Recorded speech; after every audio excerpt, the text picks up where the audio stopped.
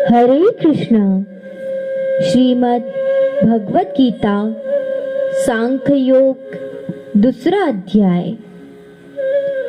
पूर्व के श्लोकों में हमने श्रवण किया, भगवान श्री कृष्ण कर्म योग को बताया और फिर कर्म योग का महत्व बतलाया। फिर भगवान श्री कृष्ण ने कर्म योग को आचरण की विधि बतलाई। अब भगवान श्री कृष्ण कर्म योग की निश्चयात्मिका बुद्धि बताना चाह रहे हैं कि कर्म योग में हम स्थिर बुद्धि कैसे हो सकते हैं। और भगवान श्री कृष्ण कर्म योग में बाधक तत्वों को भी बताने जा रहे हैं कि जब हम कर्म योग करते हैं तो उसमें बाधक तत्व क्या है। आइए श्रवण करते हैं श्रीमद् भगवत गीता श्लोक संख्या 41। व्यवसायात्मिका बुद्धि रेकेह कुरु नंदन बहुशाख हनन्ताश बुद्धयो व्यवसायिनाम। हे अर्जुन, इस कर्म योग में निश्चयात्मिका बुद्धि एक ही होती है, किंतु अस्थिर विचार वाले विवेकहीन सकाम मनुष्यों की बुद्धियां निश्चय ही बहुत भेदों वाली और अनंत होती है। भगवान श्री कृष्ण ने कर्म योग में व्यवसायात्मिका बुद्धि बताई। व्यवसायात्मिका का तात्पर्य होता है निश्चय बुद्धि, और निश्चय बुद्धि का तात्पर्य होता है कि भिन्न भिन्न प्रकार के भोग और उनकी प्राप्ति के उपायों को त्याग कर हमारी बुद्धि को परमात्मा में स्थिर कर देना ही व्यवसायात्मिका बुद्धि है। क्योंकि हमारी बुद्धि को हमें नाना प्रकार के भोगों में नहीं लगाना चाहिए। और कर्म योग अगर आप कर रहे हो तो कर्म योग के अनुसार आपको भिन्न भिन्न प्रकार के कार्य तो करना चाहिए, लेकिन उसमें सम बुद्धि होकर करना चाहिए, स्थिर बुद्धि होकर करना चाहिए। ये है कर्म योग की निश्चयात्मिका बुद्धि। लेकिन फिर भगवान श्री कृष्ण कहते हैं बुद्धयो अव्यवसायी नाम। अव्यवसायी नाम का तात्पर्य है कि अज्ञान के कारण मनुष्य मोहित होता रहता है और वो भोगासक्त होकर, भोग से आसक्त होकर भिन्न भिन्न प्रकार की चीजों में अपने मन को लगाता है और भिन्न भिन्न उद्देश्य को पूरा करने के लिए अलग अलग प्रकार के कर्म करता है। उसमें यज्ञ आदि कर्म भी आ गए, दान पुण्य भी आ गया। अगर हम यज्ञ आदि कर्म, दान पुण्य आदि अच्छे कर्म भी अगर सकाम भाव से करते हैं, किसी भोग की प्राप्ति के लिए करते हैं, धन, स्त्री, पुत्र, संपदा, प्रतिष्ठा, मान आदि के लिए करते हैं, तो ये सदा सर्वदा बहुत भेदों वाली बुद्धि है और ये कभी भी कर्म योग नहीं हो सकती। आपको अगर कर्म योग करना है तो बहुत भेदों वाली बुद्धि का त्याग करना होगा, क्योंकि बहुत अनेक प्रकार के भेदों वाली बुद्धि को भगवान ने विवेकहीन कहा है। इसलिए भगवान श्री कृष्ण अपने भक्त से चाहते हैं कि वह सकाम बुद्धि यानी कि स्थिर बुद्धि वाला बने। आगे भगवान श्री कृष्ण अब सकाम भाव को त्याज्य बतलाने के लिए सकाम मनुष्य के स्वभाव और उनके सिद्धांतों का वर्णन करते हैं कि वो किस प्रकार किसी भी काम को इच्छा से किस प्रकार करते हैं। आइए श्रवण करते हैं श्रीमद् भगवत गीता का श्लोक संख्या 42। या मिमां पुष्पितां वाचम प्रवदन्त विपश्चितः वेदवाद रताः पार्थ नान्यदस्तीति वादिनः। हे अर्जुन, जो भोगों में तन्मय हो रहे हैं, जो कर्म फल के प्रशंसक वेद वाक्यों में प्रीति रखते हैं, जिनकी बुद्धि में स्वर्ग ही परम प्राप्य वस्तु है और जो स्वर्ग से बढ़कर दूसरी कोई वस्तु ही नहीं, ऐसा कहने वाले हैं। भगवान ने कहा यामिमाम। यामिमाम का तात्पर्य होता है ऐसा व्यक्ति जो स्वर्ग को महान वस्तु बताता है। यह जो ये कहता है कि स्वर्ग से बढ़कर कोई दूसरी वस्तु ही नहीं है, उसके लिए भगवान ने यामिमाम शब्द का प्रयोग किया है। फिर कहे पुष्पिताम वाच। पुष्पिताम वाच का तात्पर्य है वो ऐसी वाणी प्रयोग करता है जिससे सुनने वाला मोहित हो जाता है और वो भी वही कार्य करने लगता है जो उसके द्वारा कहा जाए। इसलिए और वो नाम मात्र के क्षणिक सुख में ही लगने लगता है। इसलिए भगवान ने कहा यामिमाम पुष्पिताम वाच। फिर भगवान श्री कृष्ण कह रहे हैं वेदवादरता पार्थ। वेदवादरता, वेदवादरता का मतलब होता है कि वेदों में जिस शब्दों का प्रयोग किया गया है, वेदों में जो बताया गया है वही कार्य करना। लेकिन वेदवाद रता का मतलब होता है कि हमें विभिन्न प्रकार के कर्मों को नहीं करना, स्वर्ग की प्राप्ति के लिए कर्मों को नहीं करना, नाना प्रकार के भोग को प्राप्त करने के लिए कर्म को नहीं करना। हमें कर्म करना है लेकिन परमात्मा की प्राप्ति के लिए कर्म करना है। हमें समभाव से रहकर कर्म को करना है, ये बड़ी बात है। इसलिए भगवान ने जो परमात्मा में स्थित होकर परमात्मा के लिए बिना किसी काम से जो कर्म करते हैं उसके लिए वेदवाद रता पार्थ का प्रयोग किया है।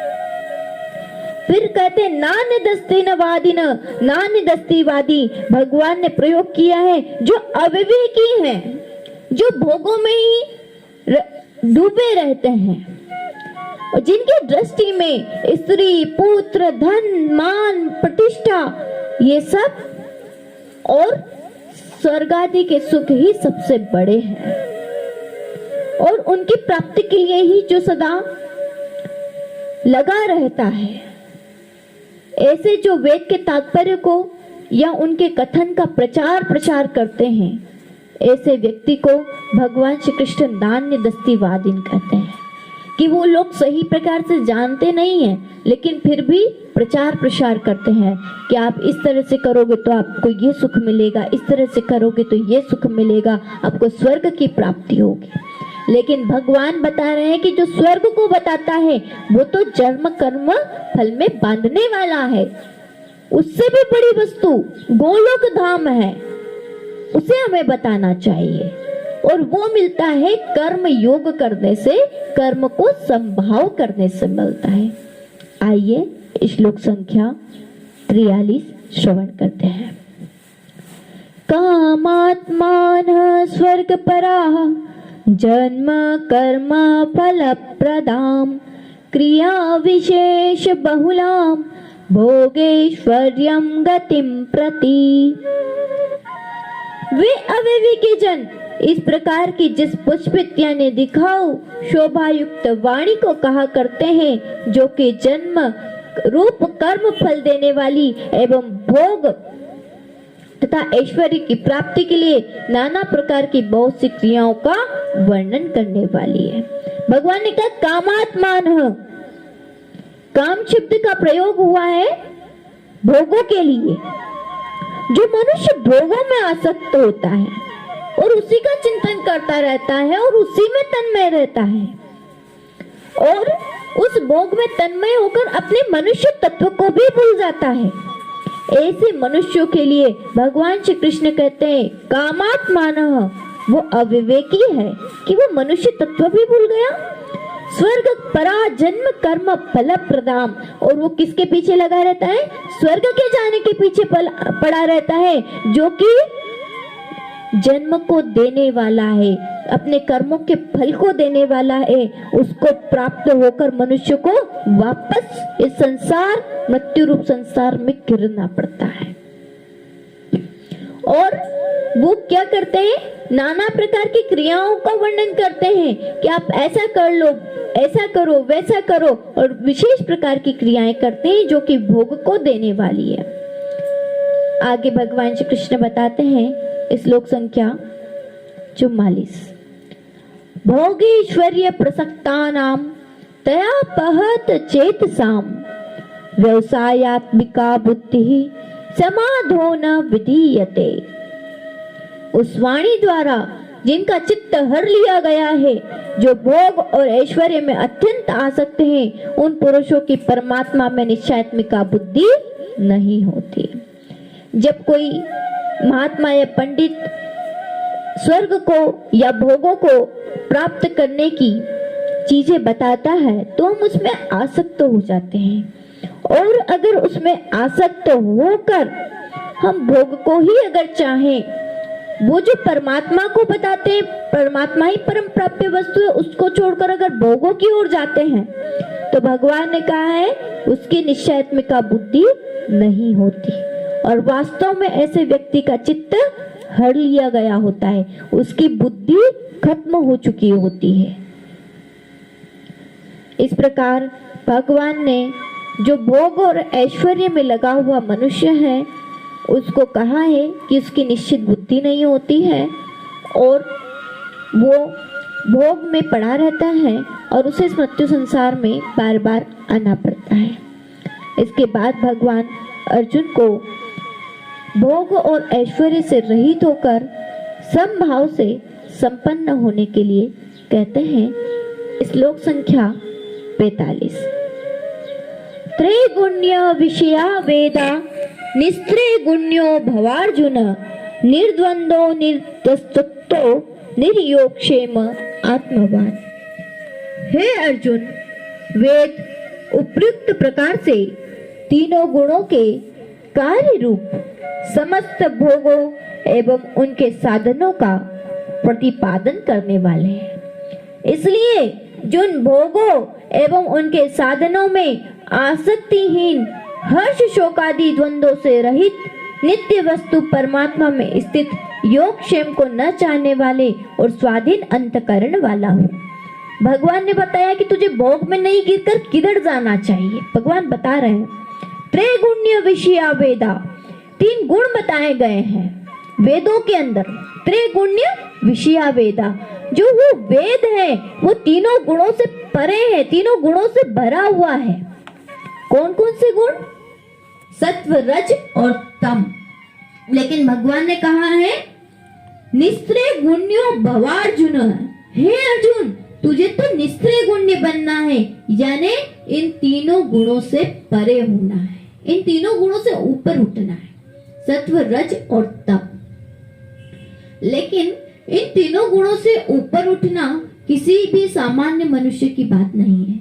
मनुष्य इन तीनों गुणों में रहकर ही कर्म करता है, नहीं तो वो कर्म ही नहीं कर सकता। तो फिर हम निस्त्रय गुण्य कैसे हो सकते हैं? भगवान कैसे करें? निस्त्रय गुण्य भव अर्जुन। हे अर्जुन, तुम निस्त्रय गुण्य हो जाओ। निस्त्रय गुण्य होने का तात्पर्य है अहंता, ममता, आसक्ति और कामना से रहित होकर कार्य करना ही निस्त्रय गुण्य है। फिर भगवान कहते हैं निर्द्वंदो। निर्द्वंद का मतलब क्या होता है? सुख दुख, लाभ हानि, कीर्ति अपकीर्ति, मान सम्मान और अनुकूल प्रतिकूल आदि परस्पर विरोधी जितनी भी स्थितियां हैं उन सब के या तो संयोग हो या फिर वियोग हो, सदा ही सम रहना ही क्या है? निर्द्वंद होना है। फिर भगवान ने कहा नित्य सत्वस्थ। नित्य सत्वस्थ भगवान कहते हैं कि परमात्मा में अटल भाव से स्थित हो जाना, नित्य स्थित होना, नित्य परमात्मा का स्मरण करना, ये नित्य सत्वस्थ है। फिर भगवान ने कहा निर्योगक्षेम आत्मवान।